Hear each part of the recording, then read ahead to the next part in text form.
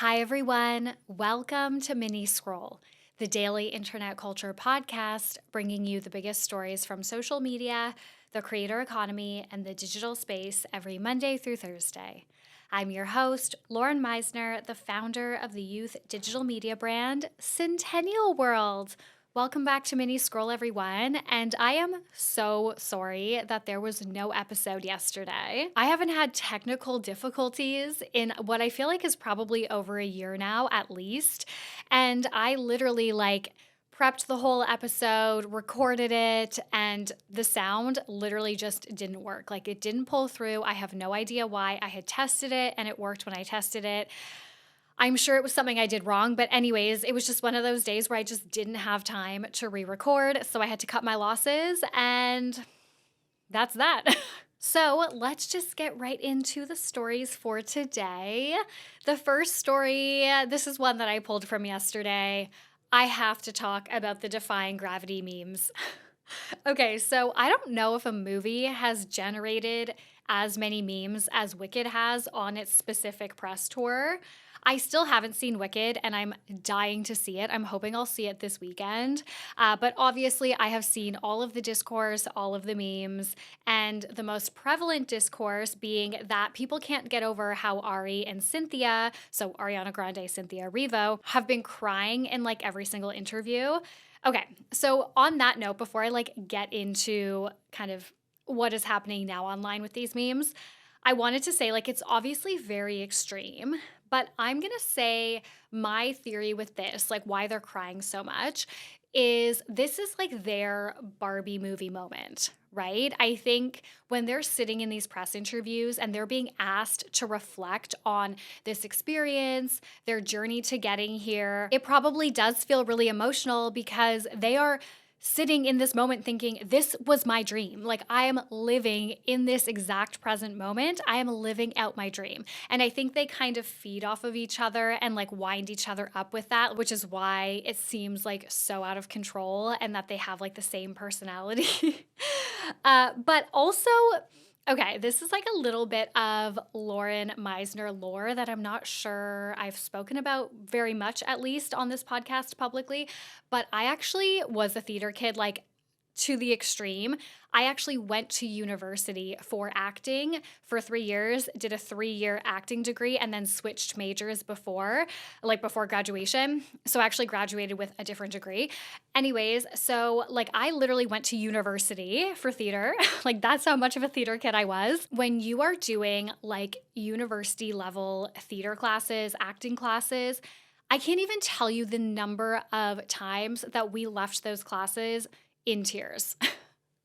It's so dramatic and crazy to think about now and to reflect on and be what the hell were we doing? There's something that happens when you're asked to put art together as an ensemble that makes things the emotions are just really heightened. But then also the actual craft of acting is obviously all about stripping yourself away and getting into another character, another person, understanding their triggers, what makes them tick, their emotional journey, all of that. And so I'm actually not that surprised to see them crying like this all the time, because to me, I'm yeah, that was literally just me and my university class every day. Okay, but the latest iteration of these Wicked memes from the press tour have been going, I think the most viral that we've seen came from an interview that aired last week when journalist Tracy E. Gilchrist was interviewing Ari and Cynthia and told Cynthia that, quote, people are taking the lyrics of Defying Gravity and really holding space with that and feeling power in that. So I'm going to read an excerpt directly from Forbes.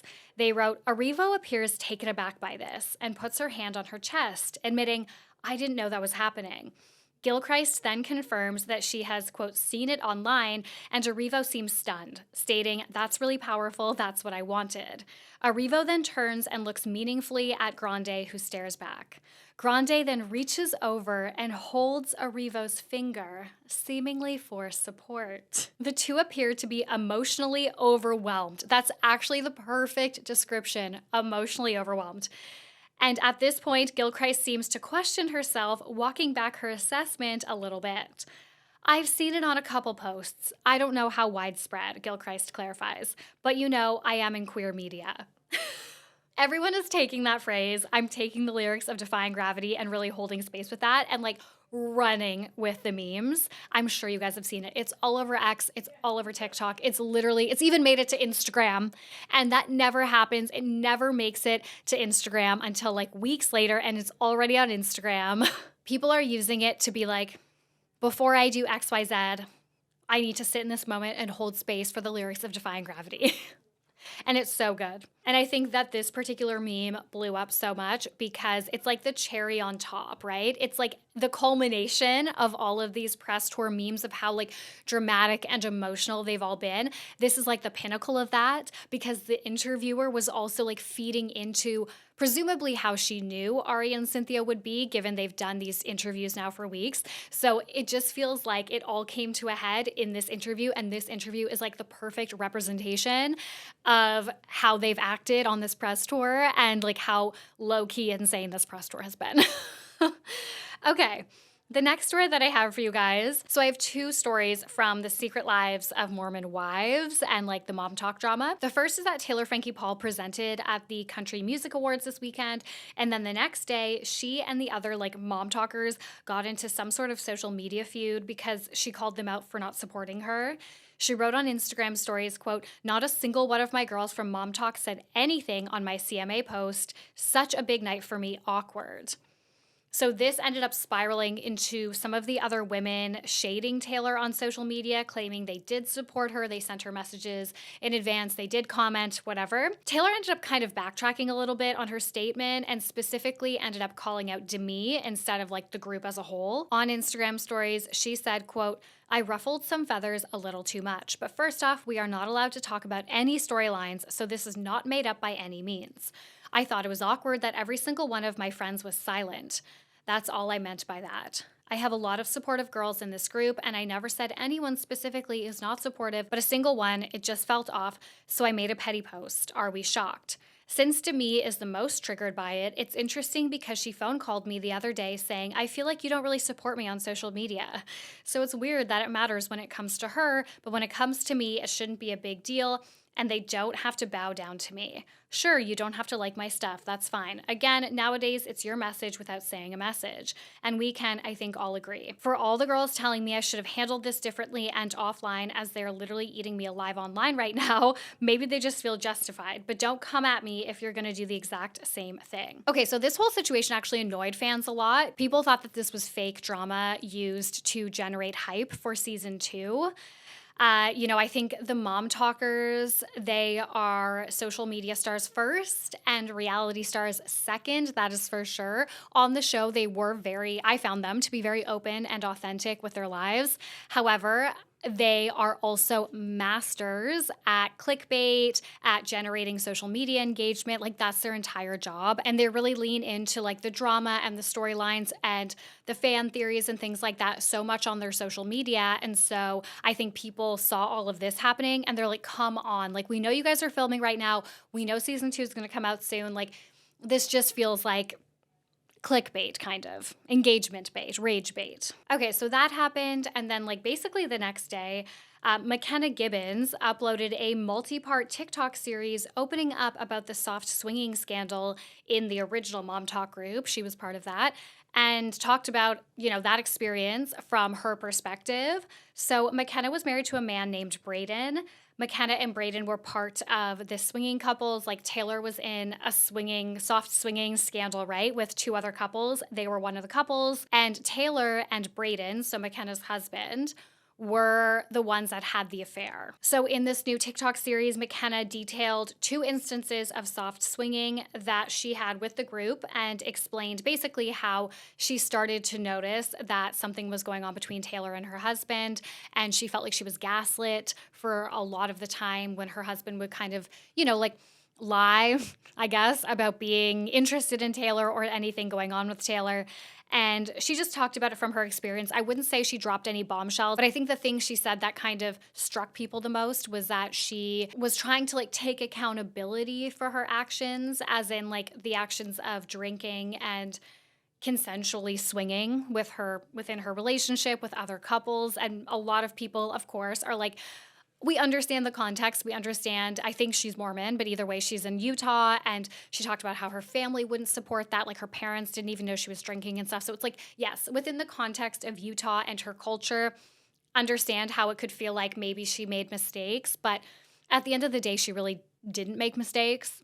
You know, she was drinking with her friends and they were all consensually hooking up with each other. But of course, what ended up, making it not consensual was that Taylor and Brayden ended up having this kind of offside affair. And there is one night, which I think is the night that McKenna details in this series, but it's unclear. She really didn't go into a lot of details in this.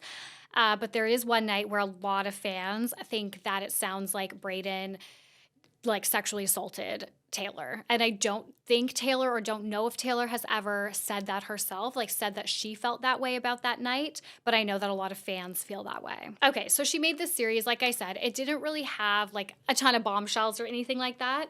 But then Taylor responded. Classic. So she left a comment on one of McKenna's videos writing, "Close to everything I've said. I've made it clear it was emotional a while before. However, Kenna never asked to stop. She was quite the instigator. Tate was the one who wanted to stop. Tate was her husband, Taylor's husband, now her ex-husband." So I'm assuming what she means is the swinging. Because, yeah, McKenna was talking about how she wasn't comfortable with it. It only happened twice. So I guess Taylor here is trying to say that McKenna was really interested or into the swinging, and it was actually Taylor's husband, Tate, who was the one who wanted to put a stop to all the swinging. Taylor then made her own video where she's dancing with the text, quote, "She never asked to stop. She was one of the instigators and sent her husband to get me. But tell your side, sis." And the video of her dancing then cuts to videos and photos, basically a montage of her and McKenna. So there's clips of her and McKenna kissing. There's photos of them snuggled up in bed, being close. There's the message that McKenna sent to Taylor, presumably, allegedly, where she said, "I'm drunk and I wish I was kissing you."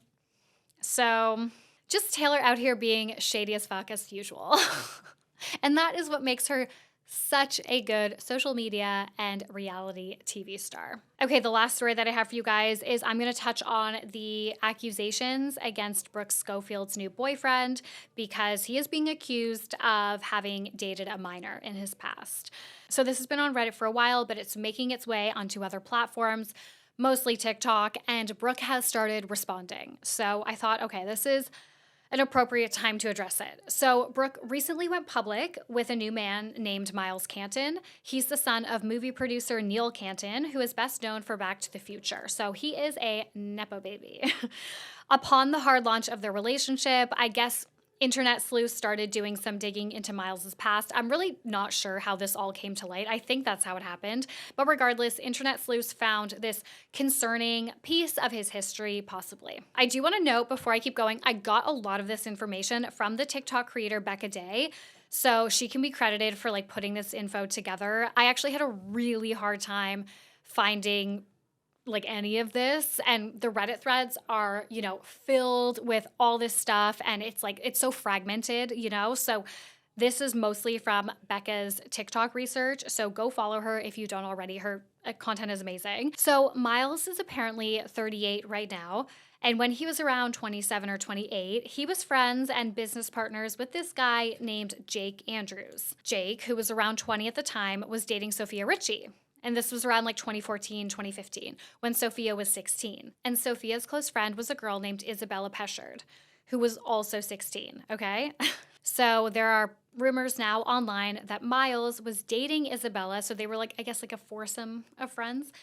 He was dating Isabella at the time. So again, Miles would have been 27 or 28, and Isabella was around 16, allegedly. So there are a lot of photos online that are apparently still live. Apparently people can still find a lot of these photos from Instagram and stuff. They're still up of them together on social media looking like a couple. Some of them are in bed, fully clothed, but in bed. And Becca Day also thinks she found his old Ask FM where he allegedly admitted to having been in a relationship with Isabella on July 9th, 2015 for the past 5 months, he said in this post. And then there's also a photo at the end of that post of them. So Yeah, there's a lot, like, that's just kind of like the tip of the iceberg. There are a lot of photos and indicators that they were probably, possibly in a relationship together. So fans have been leaving comments all over Brooke's TikTok, basically asking her to address this and telling her, like, some people think, like, how would she really know this? It's possible she didn't. So, like, letting her know. And she has been responding a little bit here and there. So, in a response to someone mentioning the situation, she wrote, "It is not real." And then someone replied to that thread and wrote, "Even if the anniversary post isn't legit," so I guess there's a post that's like happy anniversary or whatever that's going around, "there are loads of photos of them snuggled up together, which is hard to argue against." And then Brooke responded to that person and said, "Do you know what a huge difference there is being friends with someone who's always at your best friend's house and having a relationship with a literal teenager? There is not a person in the world who has a bad thing to say about him, and she'd tell you herself that it never happened." But yeah, I mean, I don't know. Again, this is hearsay. This is just stuff that's like going around on the internet, but I thought I'd report on it because Brooke has addressed it. And I think the number one thing that people, like fans, are interested in understanding from the situation, aside from like if this is true or not, is they want to know like how Tana must feel about this all coming out, because obviously the whole Cody Co situation, obviously Tana and Brooke are best friends, and they did speak pretty openly about the Cody Co situation and how Tana felt about it and just like everything around it. So yeah, people are kind of thinking like after all of that happened earlier this year, like for Brooke to find this out about her boyfriend, kind of what does that look like for the future of their relationship? What does that look like for Tana and Brooke's relationship? I don't know. But anyways, guys, that's it for Mini Scroll today. Thank you so much for listening. Please remember to rate, review, and subscribe. Please star rate us on Spotify. We're trying to get our ratings up. Please star rate us. I love you guys, and I will talk to you tomorrow. And sorry about yesterday. Okay, bye.